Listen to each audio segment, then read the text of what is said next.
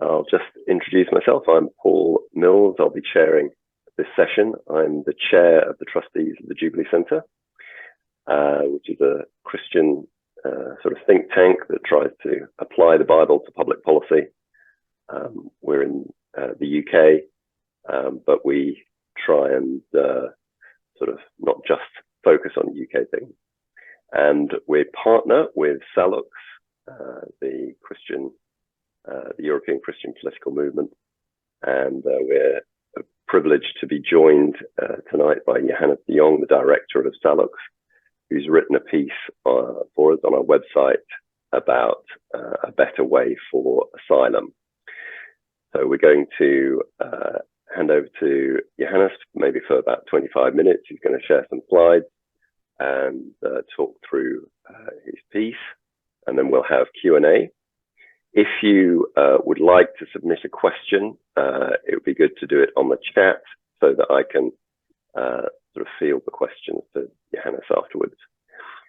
This session is being recorded and is likely to go on the Salux and Jubilee Centre websites afterwards. So if you don't want to have your picture on the recording, just black that out. That'll be good. I'll just open in prayer and then I'll turn it over to Johannes. Father God, we praise you as sovereign over the nations, and as we grapple tonight with this difficult topic that is causing policymakers sort of to scratch their heads as to what to do with the movement of peoples across borders, we pray that you would give us wisdom, help us to understand your word and apply it rightly. Pray particularly for Johannes that you'll grant him wisdom and winsomeness as he presents his thinking. Pray this for your glory. Amen. Okay, I'll hand over to Johannes. He's going to share some slides. Well, thank you, Paul. Wonderful to continue this cooperation with Jubilee Centre. Also thanks to Ruben and Christian for their supportive roles in this regard. Does everybody understand me properly? Am I heard properly? Just to check. If nobody's saying otherwise, I'll assume that's all right. Oh, I see you raising my own hand suddenly. No, that's not precisely what I meant to do. So,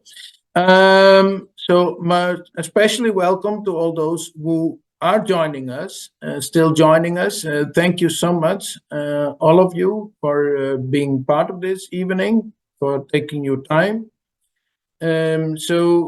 What we'll do this evening is really look to causes, and then to consequences, and then to policies.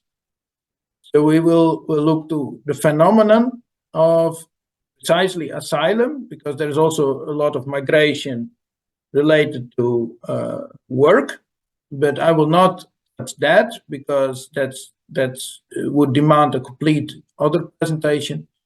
And also it's not the one that gets a lot of emotions, and but we should give more attention to it anyway. But here we will focus on asylum. So I will put up my presentation now, and so I hope this works and everything will go as it should. I need to make sure that presentation technically goes well. And then to start with this. Now, so you see in my background the Salux logo. That is also to make sure that we act within the rules and regulations. But it's really our organization with the foundation of the European Christian political movement. And the topic of this evening is towards a better approach to asylum. So as I said, we're not touching now this evening the whole issue of migration for work. Within the EU, this is a big issue. But also it's a very different topic. So this is the topic that really creates a lot of emotion. I'll come back to that. So how are we as Salux related to this issue? How are we looking to this? What is our experience or background when we talk as Salux about asylum? So our experience is this, that we build bridges since 2014 between ethnic components in the Middle East, stateless peoples, and policymakers in the EU and US. Now, here's a bit of an example of our trips to Iraq or to Syria. And then we'll take that, what is happening there, we took it to the European level, still do. Although its focus also is now shifted slightly to the Iranian opposition, the non-Farsi Iranian opposition, that is. So this is important because, you know, the EU need to understand the reality on the ground, and this is also very relevant for the asylum issue, as we'll see. So we can't, as Europe, solve these issues on our own. We need to cooperate with constructive actors elsewhere. So, moreover, if we understand well what is happening, we will do the right thing. And we will be able to succeed in stopping problems. ISIS was committing atrocities, not just in the Middle East, but also in Europe. And then, how was ISIS defeated? Well, in cooperation with the people of Northeast Syria. So basically, through this cooperation, the problem was at least much reduced. So we can see that there's a very practical example of the need to cooperate. Now, what is behind this approach? We believe we have this, I sometimes say a bit sardonically or ironically, we have this very strange belief in universal human dignity. We believe that every human being has equal human dignity. Moreover, we say, look, actually, these this notion that basically Europe is a world and the Middle East is a world and Africa is a world, and okay, there's something to do with each other, but not, they're not intrinsically connected. And we say, actually, we are intrinsically connected. And therefore, we need to cooperate with people on the ground to solve things, but we also need to see causes, consequences. And there we come already to the whole asylum issue. And this is a Christian approach as we see it, because we are humans together, relational beings. And also when you look to the gospel, Colossians 3 verse 11, there is no here, and what Paul means in the gospel in Christ, there is no Gentile or Jew, circumcised or uncircumcised, barbarian, Scythian, slave or free, but Christ is all and is in all. Of course, he refers to the Christian church, but it gives a perspective of the universality of the gospel, but also then the gospel being intended for everyone, and therefore everyone is equal. And then when we look to situations happening in the Mediterranean, for example, when things like this happen, that whole boats of people are sinking, we can only say this absolutely horrible, terrible disaster. And the problem is that often we stop the discussion there. So this was a situation in which a whole, many people, a whole boat of people from Pakistan perished. Absolutely devastating, especially for the families. And so then we see that when something like that happens, the debate basically sticks within this map. We know that people are kind of, as if people pop up on the coasts opposite to Europe. And we're not looking to where they came from. But people come from somewhere, right?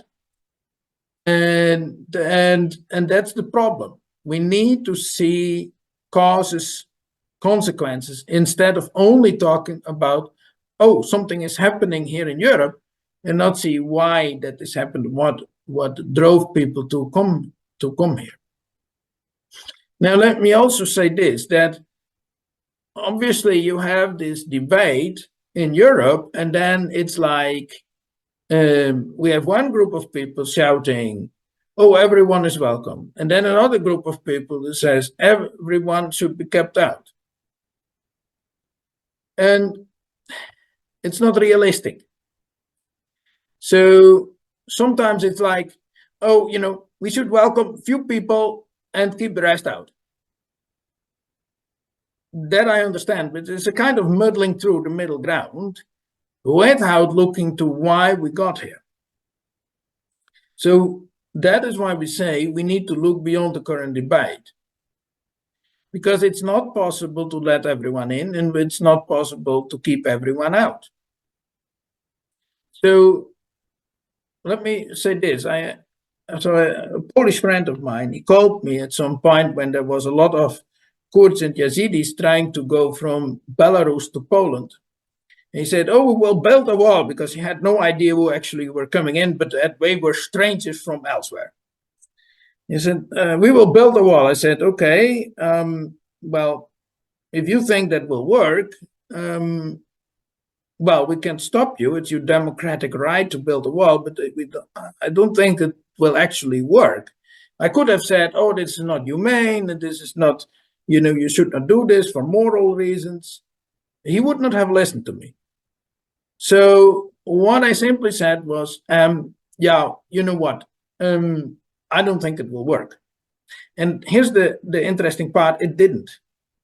So people still, they build a wall, and people are still getting over it, through it, around it, through the water, whatever way they get through. So it doesn't work. So, and that's, we see everywhere in Europe. Moreover, we cannot, have barbed wire on all the beaches of the Mediterranean. And then there are people who say, oh, just send them back. Everybody to Rwanda, for example. This is also a variant of this. Now, first of all, very practically, it's not possible to send just people back. Okay? So if you do that, and you have no permission from that country to bring people there, well, then the next thing will happen. The countries that you try to do that will say, okay, thank you very much for the plane, and by the way, we'll arrest the pilot. So that would be very quick over. Now, then there is this other method that is this muddling through. You know what?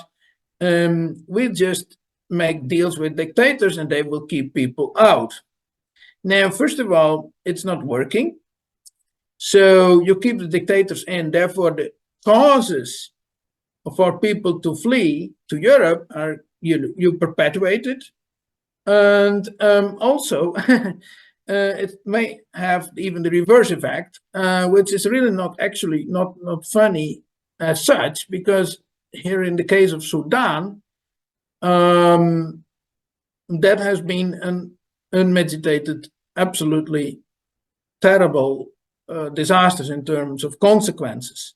And if you look to the news in Sudan now, and you realize that these rapid support forces were able to become so big because of European help to stop people coming to Europe, then you understand that this policy has gone absolutely horribly wrong. So now the other side, I also need to say everyone is welcome. Yes, that's all right. I can understand the thinking there, but it's not feasible.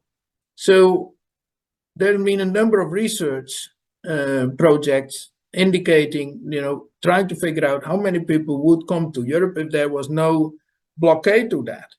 And it turned out that it would be around 300 million people. Now, let me be absolutely crystal clear. That's not what our system can handle. Things would collapse here. So we would not be able to handle that. So that's not realistic. Also, because you cannot, it's not the case that people can be nicely spread out evenly over Europe. What we see is that people, from outside Europe, they concentrate in the places where people are already concentrated, and it's not possible to really change that, because then we need to change the economics of Europe. Now we can say, okay, we should change the economics of Europe, then we can allow more people in. But before we fix that, we're already, getting in so many people that we cannot handle it. In the Netherlands, in a number of ways, we can already see that happening. So, for example, it turned out that we can no longer provide education for the children of asylum seekers who got their status. These children are literally sitting home because we don't have enough teachers for them. So that's a reality. So we cannot build walls to keep everyone out. We cannot let everyone in. And then we have to ask, okay, what then? So we need to look to why. Really to who is coming, why they're coming, and how we are involved in that, how this is happening. So this is a publication that's a free download on our website. We will then look to the who. We see that Syria, Afghanistan, Turkey are the number 1, 2, 3. And this is quite consistent. So we will focus on this. So if you look to 223, you see again, Syria, Afghanistan, Turkey. And this has been happening for quite a while. And then at some distance, Venezuela and Colombia, and then the rest. So you can see that if we then look again to these numbers, we see that in 2023, almost half of the 1.14 million asylum applications was caused by Iran, Turkey, and Pakistan. Because if you then also add Iraq in that, and Yemen, and Pakistan, and Iran itself, you will quickly come to that point. So then we see that the regimes of Iran and Turkey specifically are the biggest contributors to so many people seeking asylum in Europe. Now, how is that happening? What is our own foreign policy doing this, and can we change course? So now, first Iran. So this is the official map of the Middle East. If we look to the actual map of the Middle East, our map of the Middle East, if you want, then you see that Iran is actually governing a much bigger part of the Middle East than you would think. It's basically controlling Iraq, controlling a big swath of Syria, southern Lebanon, a big swath of Yemen, and and parts of Gaza. This map is slightly dated. So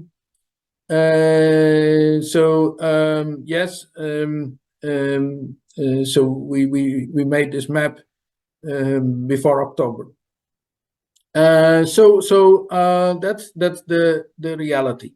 So this is very important, because then we see that Iran, how is Iran, having all that power over these countries? It's basically through the militias they are paying. I've been myself through one of the several checkpoints of one of these militias, Iranian militias in Iraq. It's very interesting. You figure out quickly that they actually are illiterate. But they have guns, so that's the problem, obviously. And so these militias create an atmosphere of lawlessness, oppression, extremism, and poor governance. And in Syria, they keep Assad in power. So then, obviously, people flee that. And specifically Syria, I'm focusing in a little bit here because there's so many people still coming from Syria, year in, year out. It's not on the agenda very much, but it is still the biggest country in terms of country of origin of asylum seekers. So we see here that a big part of Syria is under control of Assad, Iran, and Russia, and part of it is occupied by Turkey, and a part is controlled by Syrians through the Syrian Democratic Forces and the Autonomous Administration of Northeast Syria. Now, so very quick, so we have had policies of the EU that basically said we follow the Turkish agenda, which basically made things much, much worse.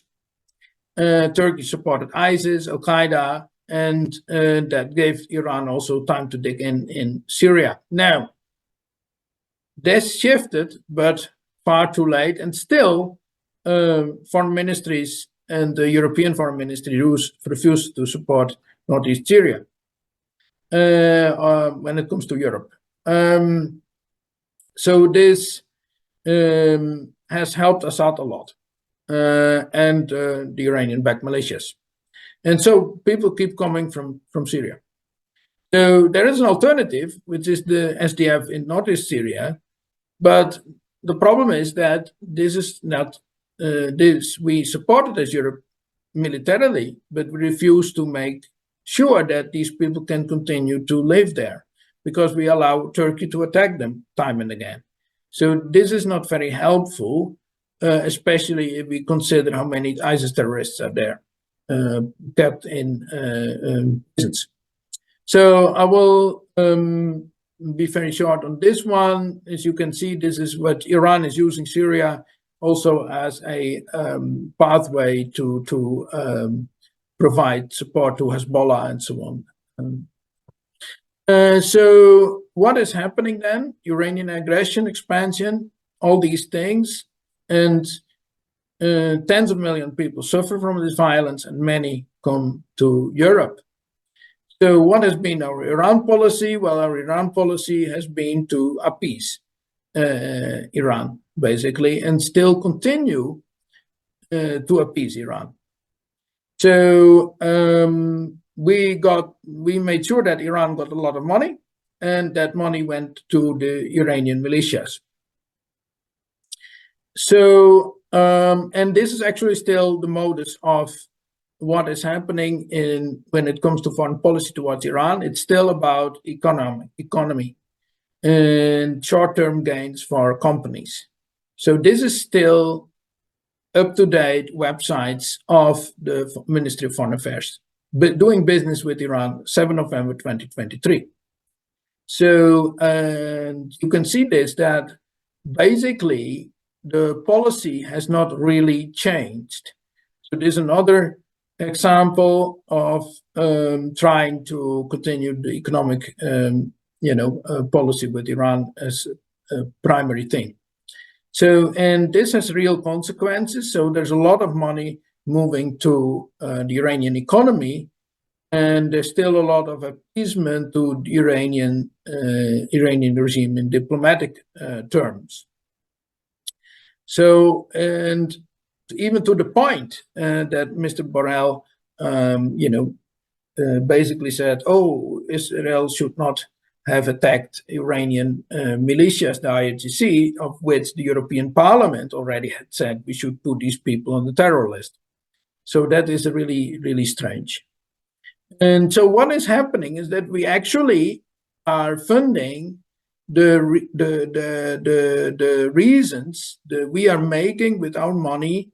So European money is moving to the Iranian economy, is moving to the Iranian the Islamic Revolutionary Guard Corps, Iran. Then it goes to these proxies. Then we have conflict, and the refugees come to Europe. So basically, we are co-funding the problem. Which is not helpful.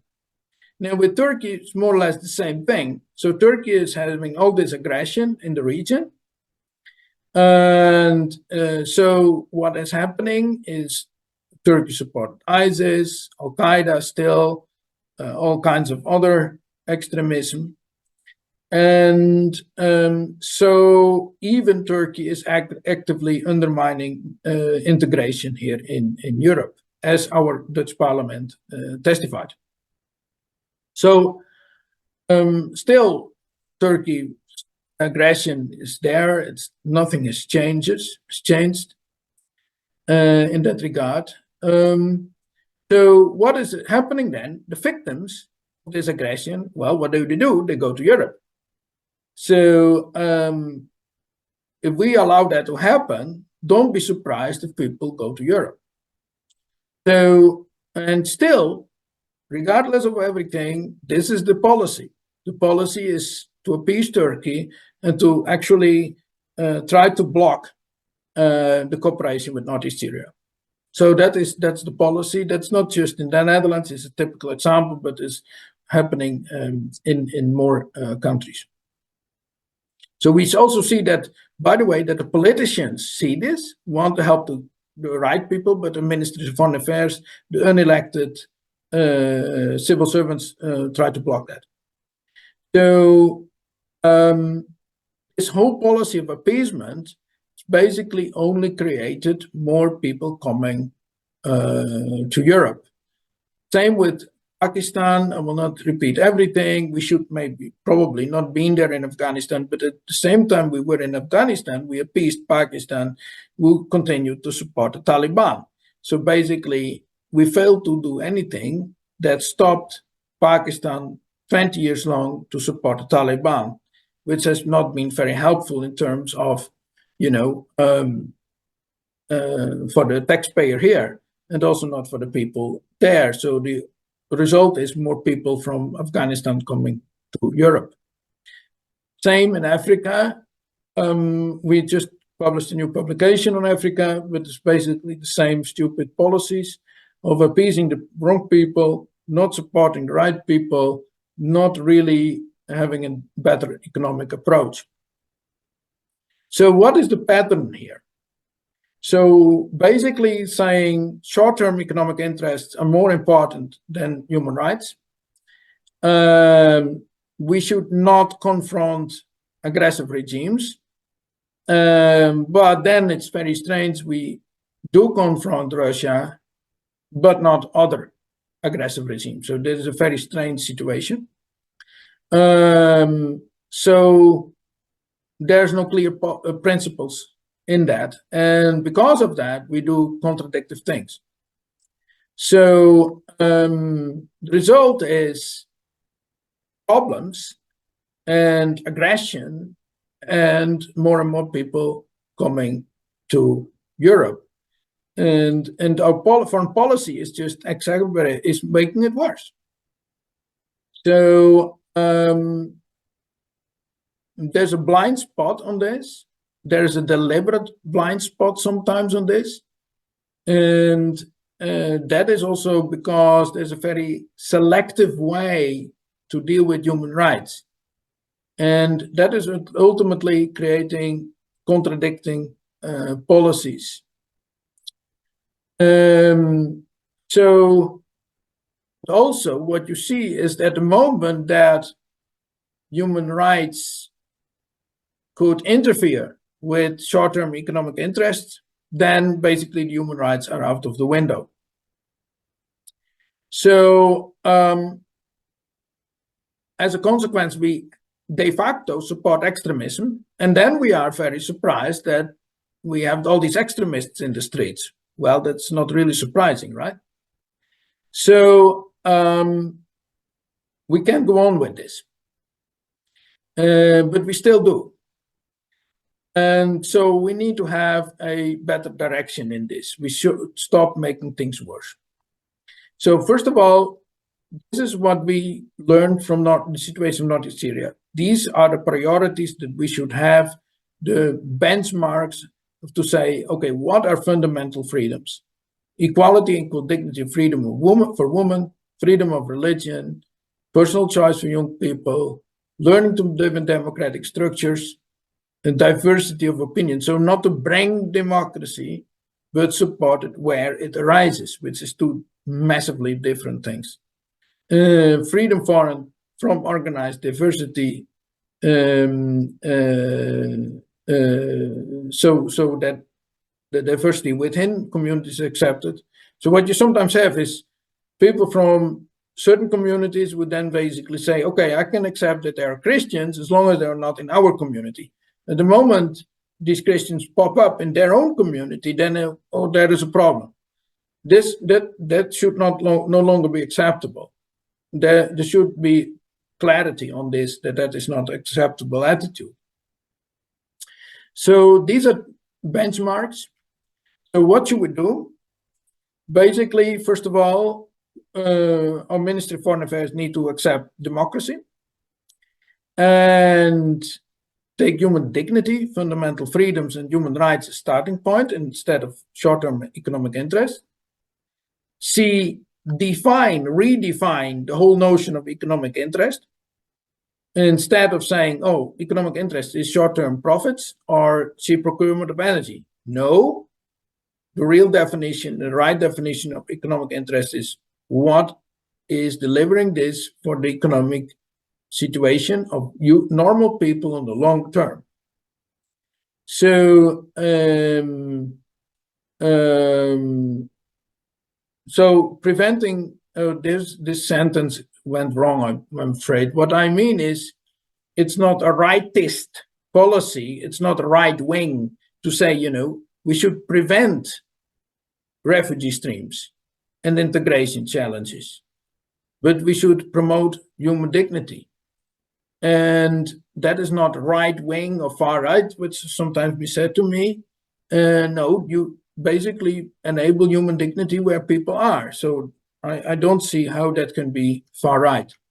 So we need to end this habit of appeasement.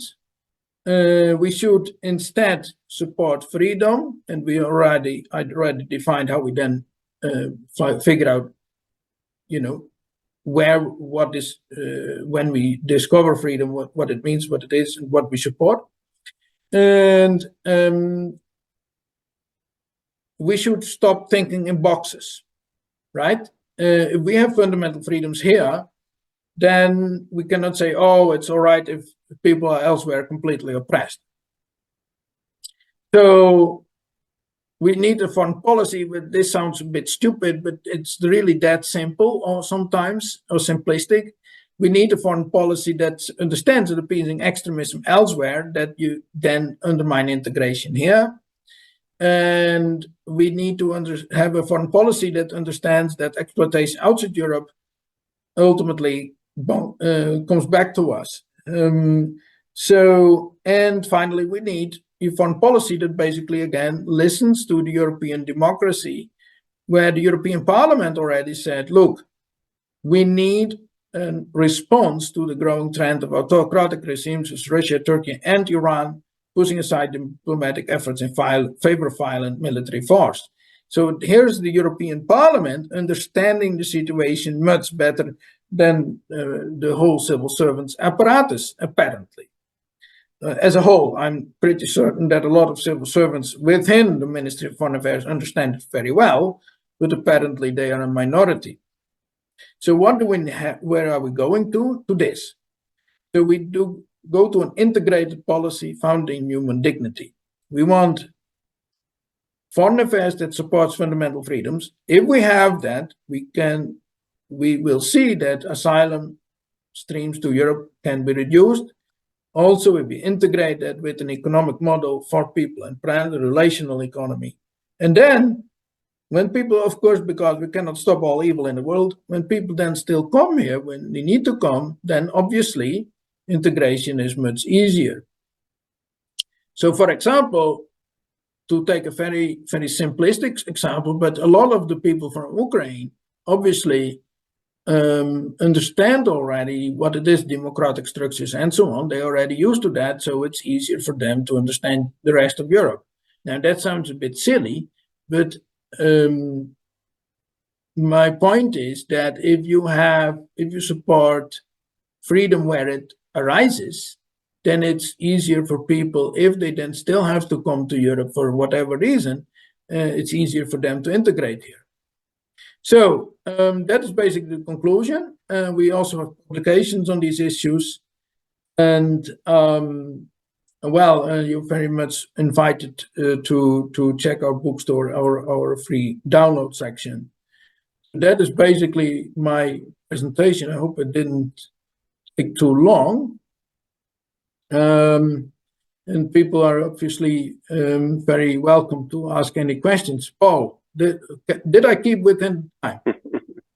Not 25 minutes there, Johannes, but kept me busy flicking through, trying to read all the slides that were very interesting. Yeah, well, if people contact me, they can get the presentation. But I wanted to avoid a very long presentation, because if I would read everything that was on the slides, then it would take a lot of time. Yeah. So if people have questions they want to put to Johannes, if you could write them and put them in the Q&A, and then I'll sort of relay them to him. Maybe I'm very happy that more people joined during the presentation. Yeah. Thank you very much for joining us. I'll use the chair's prerogative and ask one. Focused on Turkey, and in particular, is part of the motivation that we haven't really, or Europe, the EU, hasn't really responded with principle to Turkish aggression in the area, is the sort of lingering hope that Turkey will join the EU one day, and that if there was too much of an assertive response to Turkey, then that ambition would definitely be taken off the table? Or is that just so such a non-starter that it's not brought into consideration? Really the reason that is appeasement of Turkey is ongoing has basically three grounds, as far as I can see. First of all, NATO, which actually should not be a reason, because if you have a country that undermines your security, then basically what's the value of it? So this is one. The second point is basically habit. So there's a habitual, same as with Iran, same as with other regimes, there is this habit of appeasement. The Ministry of Foreign Affairs just doesn't know anymore how to confront, right? That's simply a habitual problem.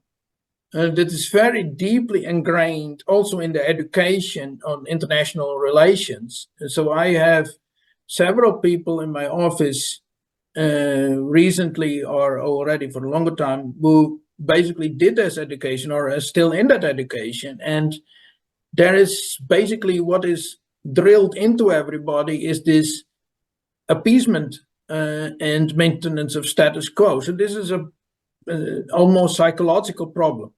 And so the third factor is, for some parties, obviously, like here in the Netherlands, the VVD or others, of course, there is an interest either electoral, although in the Netherlands it's not a big factor, but in Germany it for sure is. The parties, especially in Social Democrats, who want Turkish votes, but also parties on the right will basically get money from companies who earn, a lot of money by trade with Turkey. So there is another incentive for them not to come down too harshly. The problem with all of that is that if then people see the consequences of this, but all the Syrians, all the people from Turkey otherwise are coming to Europe, then suddenly, everybody's seeing a problem, and then people vote for far-right parties. Not that they can bring a solution, but then everybody's suddenly upset about the ultimate outcome of these policies. So this is why it is so important to see, causes and consequences. Yep. So I can concur with the sort of foreign policy willingness to appease. I see two questions already. Is it all right if I respond to them? You respond to those in the chat. Thank you. So I see three questions. Now I'm starting with the first question of Mr. Wright. Thank you. So Turkey threatens to allow a large number of threatens. Yeah, he threatens with that. So what should we do then? It's very simple. What we should do, we should threaten them. So we should threaten Turkey with. We can do so with several ways. First of all, we can say, look, either you stop with your aggression and your threats, or we will ask for a two-state solution for the Kurds in Turkey. Or we will take the PKK from the terror list, EU terror list. We will officially, as EU, recognize the genocide of the Christian people, so the Greek, the Syriac Assyrians, and the Armenians. I mean, there's a number of things. And by the way, the Turkish economy is totally in shambles. So we could even pull the rug under them simply, in the economic way. So there's a number of ways we could basically, if Turkey threatening us, we could come back to them and say, okay, you know what? And then I think things would get very, very silent. How do I know that? Because I have seen from a distance, and which was quite public, Russia negotiating with Turkey over Syria at some point in 2019. And when the Russians negotiated with Turkey, certainly Turkey was very, very easy and very quiet. So basically, if you take a very clear and strong position, you can make them quiet. But if you don't, then you put yourself in a blackmailing position. So that is basically where it really comes to foreign policy. Oh, you're threatening us with a lot of Syrian refugees that you created yourself in the first place? Haha, not going to happen. If you threaten us, this is what we will do. We will, first of all, recognize the genocide. Secondly, we will remove the PKK from the terror list. Third of all, we will ask for a two-state policy for the Kurds. Now, I can guarantee you, before you are even at the third point, the Turkish regime will already say, okay, you know what? So the thing is, we're not doing that. And the reason we're not doing that is simply out of a habit of appeasement. So, second question, yes, actually in Northeast Syria. So this is the thing. So what people don't understand, that let me give you a practical example of 2018. Turkey invaded Afrin in northwest Syria. So, but Afrin, that was not just the people of Afrin living there, but there was also a massive number of Arab refugees from elsewhere in Syria who had found refuge in Afrin. Same in northeast Syria. There's a lot of refugees from IDPs from elsewhere in Syria who are in northeast Syria. Now, if you then allow, so they found a safe haven there. But if you then allow Turkey to destroy that, now we're not surprised that then the people come to us. So basically, we have seen ourselves how it is in northeast Syria. Others have done so. There's a functioning system there that has these fundamental freedoms. So people can stay there without being persecuted or tortured or whatever for what they and who they are. So, but what we would do, we allow Turkey to destroy it. Then still people have to move. So it's a silly policy. So then, again, Mr. Bright, you have many questions, so I will answer them as long as nobody else is asking questions. Well, there's one from Rod McCrory. Do you have any evidence? I already answered that one with the response to Northeast Syria. So, and there actually are some more, but this one is the one I'm most familiar with. But I would also say, for example, we supported countries in South Korea. So South Korea is now a powerhouse. Well, people in South Korea have no reason to flee to Europe. So the point is that if we support freedom where it arises, people don't need to come to us. So Britain tried the ethical foreign policy a few years. It failed. Well, let me be clear. I remember that ethical policy, and the reason that I can't remember, that you can remember why, because I can remember that it existed. And so, I mean, it was basically spin. It was not for real, because I remember very well that he basically continued this appeasement policy towards both Iran and Turkey. So basically, it was just blah blah. It was not real. And so this is a very simple way. If people say, "Oh, we will have a different foreign policy that is ethical," or for women's rights or whatever, just ask them what they do with regard to Iran and Turkey, and you will figure out very quickly whether it's real or not. Your talk was about asylum, yes, and because it's the most contentious, yes, because mainly economic migrants claim asylum. Yeah, that's a really big part of the problem. But I would say, if you look to the numbers that I just presented, that if you have the total numbers of the people coming and applying for asylum in an EU member state, right? And then we see basically most of them are not economic migrants. But I do recognize that there's quite a number of economic migrants under them. Now, many of them are from some African country. Now, what we see there is basically the same stupid policies from here to there.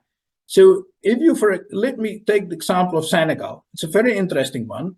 So we allow European fishing companies to destroy, the Senegalese fishing stocks. And then we are surprised that these Senegalese who were depending on that try to come to Europe, and then we try to stop them on the way to us, which is quite unethical if you consider how it started. So, and this kind of thing is continuously happening. We have a new publication on this, by the way, on Africa. You can find it on our website. And when this kind of situations is described there as well. So it's a different form of failure of foreign policy. Again, it's the other wing that I emphasize, this almost monomaniac thinking about short-term economic profit now for some companies, and then being surprised that if people are deprived of a normal salary, of a normal source of income or life even, that then they come to Europe. So yeah, what is economic migrants in that regard? No, I am not saying that we should invade countries or bring democracy or whatever. I understand that this is often kind of a Pavlov response to what I'm saying because of the traumatic experience of the past. But that's actually not what I'm saying. I'm saying two things. Basically, one, stop making things worse, which is already a tall order. Because basically, at the moment, we're making things worse. So when I'm talking about ethical foreign policy, I'm just saying stop making things worse. So stop appeasing and paying Iran and Turkey. Stop making things worse. Don't allow them to create more problems, right? I'm not saying invade Turkey. I'm not saying invade Iran. That would be very bad ideas. We should not have invaded Iraq. We should not have invaded Libya. That has made things only worse. I agree. But my point with an ethical foreign policy is simply very difficult. Stop making things worse. So this is one. Two, if we support something that is there. We're not bringing something. We support something that is there. And guess what? That's not happening. So we're making things worse. We're appeasing the wrong people and we're not helping the right people. So that is basically what I am saying should change. So I hope that explains this. No, foreign policy, just to come back to that, is not a minor issue. It's the reason people are coming here in the first place, because we have a foreign policy that actively makes things worse and fails to stop things when it is possible to do so. So I could have a whole lot more expose on what happened in Syria or Iraq, but I can assure you we could have stopped a lot of the refugee stream much earlier if we had supported the right people who asked for our help and stopped appeasing Turkey and Iran. It would have made a lot of difference. So yes, indeed, human rights. Can we prove that politics should be centered on universal and human rights. Now, basically, what I'm suggesting is not to center policy around human rights, although I think they should be there, obviously. What I'm saying is basically center the policy on an even more primal principle that is basically the source of universal values and human rights. So human dignity is the first principle after which everything else follows, such as the Universal Declaration of Human Rights, or the European Charter of Fundamental Rights. And you see that they start with human dignity, and that it is inviolable, that we need to protect it, respect it, protect it. So basically, if you think about human dignity, then you also will pretty quickly understand that it is relational in nature, because my human dignity and your human dignity are the same. So this is relational, right? And if we think about that, then automatically we redefine what our economic priorities would be, and what our foreign policy and then what our foreign policy priorities should be. So, and then we see pretty quickly that foreign policy is not a minor issue. The problem is precisely the other way around, because we think foreign policy is not an issue when it comes to asylum. We fail to see how big of a deal it is, how big of a cause it is of the whole asylum problems. And if we would there instead have a human dignity based approach in which we don't make a difference between the human dignity of white Europeans or people from Middle East or people from Africa, then we would also do that in economic policy. You would see a massive difference in policies and also in consequences. Then we would not simply say, oh, you know what, it's not a problem that we allow a situation like in Senegal. If you would do that to anywhere in Europe, basically, right? People would be very, very angry, and rightly so. But then why do we accept it in Senegal? Well, these are black people from Africa. I would almost say this is a racist policy. So because you basically don't respect the equal human dignity of black people in Africa where they are. And the idiotic thing is that at the moment you say, actually, we should respect the human dignity of people and make sure that therefore people have a good life where they are. I have had a situation that I've been accused of being far right because of that. And so we need to really end this kind of thinking in little boxes. But if the moment we take human dignity as the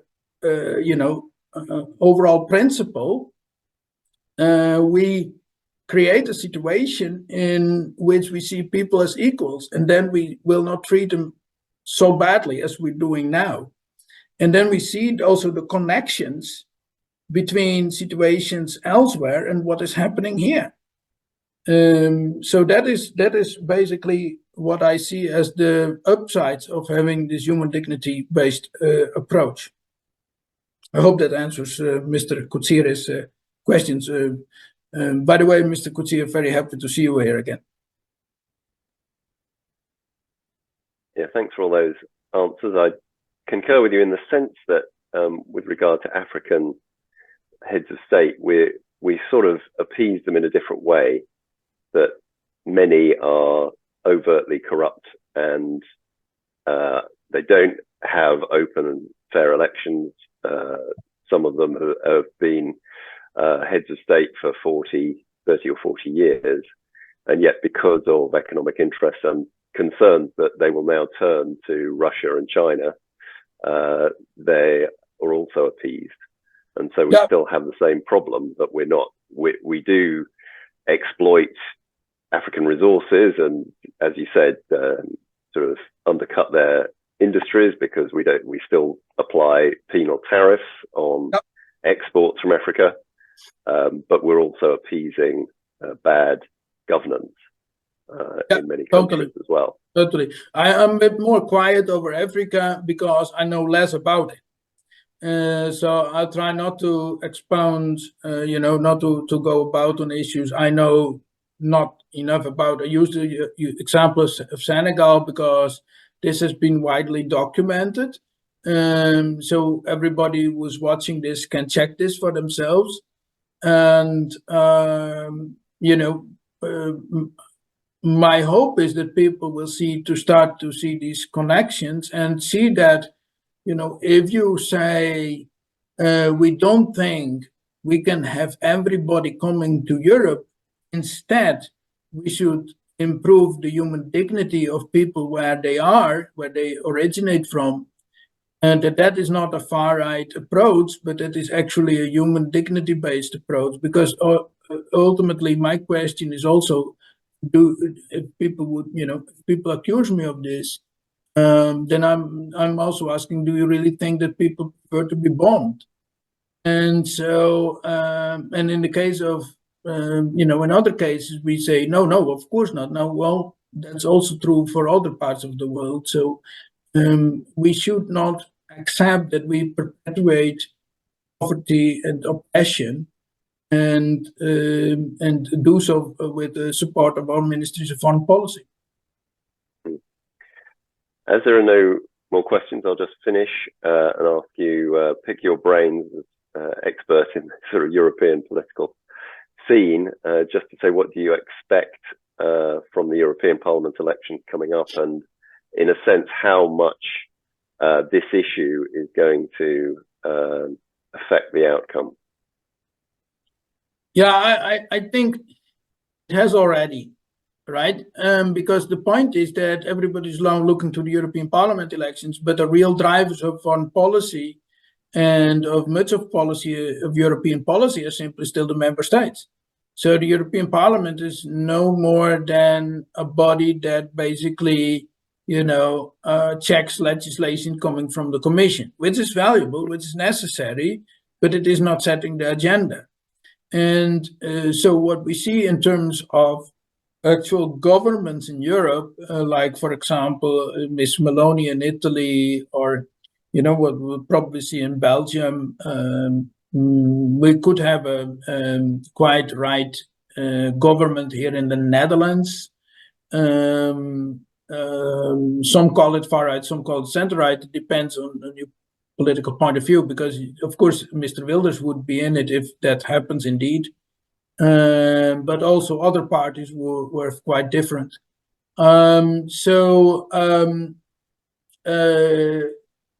Thing is that we see that there is already a shift in the discussion with regard to migration, and the migration issue already create the situation that people start to vote for parties more to the right, or even to much more to the right, or even to the far right.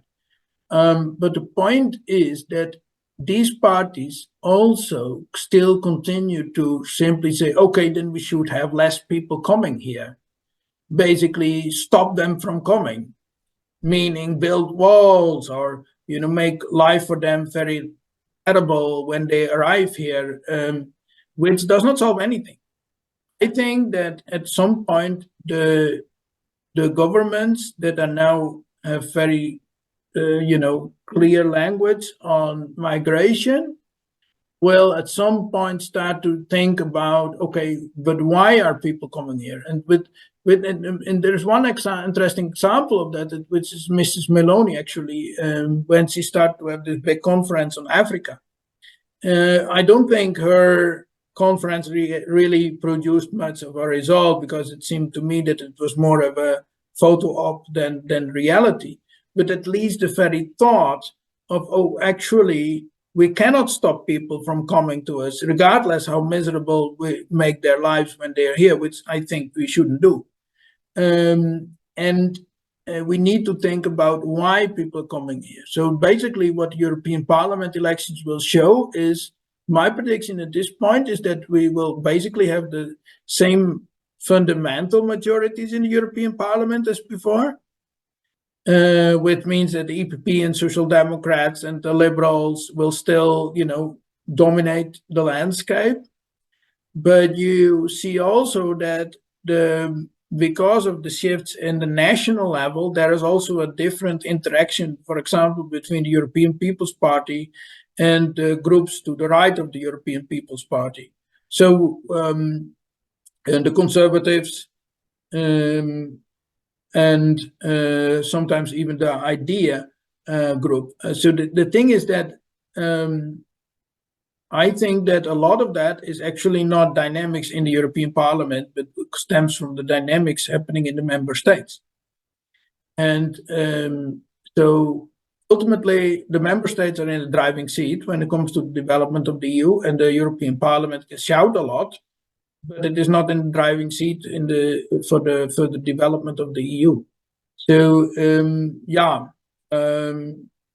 maybe that's not a very clear answer. But the thing is, it's not that black and white either. So yeah, so I think it'll be a symbolic movement, perhaps, that will perhaps send a message to member states that might change foreign policy. But as you say, it's not directly influencing policy itself. That would be the case if the parties from EPP to ID had some notion, some really deeper notion on this. But what you see is that a lot of it is rhetoric or sticking to the status quo. So the difference what the European Christian political movement and us as Salaks are bringing in is saying, okay, look, we accept that we cannot have everybody coming to Europe here, but we should then look to the reasons why people are coming to Europe, and we should make sure that people don't need to come to Europe insofar we can do that, and at least we should stop making things worse with what we're doing, which our foreign policy is doing now. So I would love to see a change, that this change in the European Parliament will, over time, forced by reality, create some change in foreign policy. And as I said, I used the example of Italy because there you see already kind of a starting point there happening, because Mrs. Meloni came to power and saying, stop everybody from coming. And well, she couldn't, obviously. And then she's starting to look, okay, why are people coming here? So maybe we will see this development broader in Europe. That would be nice. Yeah. Well, we'll close on that point, and it remains for me to thank Johannes for stimulating talk and very sort of rapid response to the question. And just to say that the article that Johannes wrote is on the Jubilee Centre website. I suspect it's also linked to or on the Salaks website as well. And just please continue to think of supporting both Salaks and Jubilee Centre by your interactions. And if you feel able to give some money to help with work, that would be very helpful too. Hopefully a recording of this session will be up shortly on the website. And as Johannes said, if you would like his slides, I think just get in touch with him and he'll send them to you. Okay, it leaves me to say good night, both in continental Europe and in the UK, and adieu. Thank you very much, and thanks so much for joining us this evening.